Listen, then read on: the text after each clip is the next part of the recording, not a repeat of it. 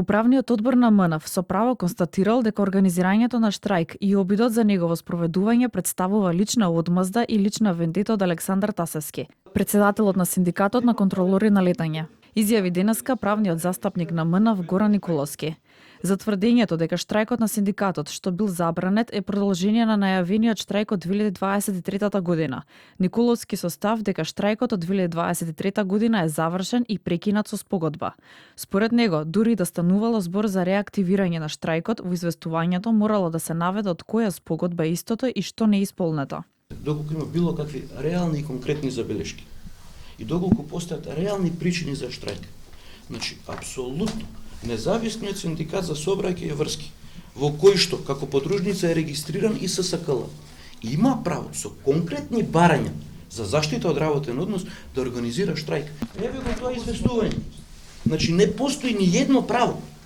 Не можеме да правиме субституција на тези за тоа што подружницата на синдикатот рекло ние баравме и да кажеме дека е тоа законито барање.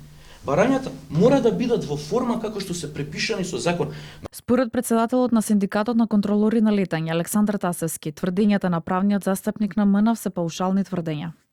Пишува во делот од известувањето дека се бара целосно спогодба, односно спроведување на сите преостанати точки. Ако ја треба да го учам МНАВ, што е спроведено, а што не е спроведено, онда е навистина срамот. Они многу добро знаат што реализирале, а односно што не реализирале.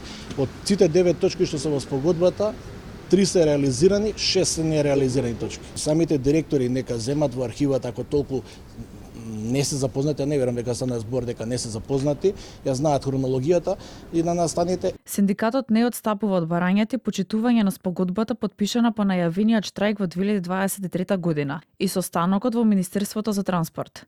Синдикатот се повлече од најавениот штрајк за 20 октомври, поради одлуката на граѓанскиот суд со времена мерка на штрајкот. Од синдикатот минатата недела најавија дека истата ќе ја обжалат и ќе побараат овој предмет повторно да биде вратен и нарочиште да може синдикатот да ги приложи своите аргументи и одбрана.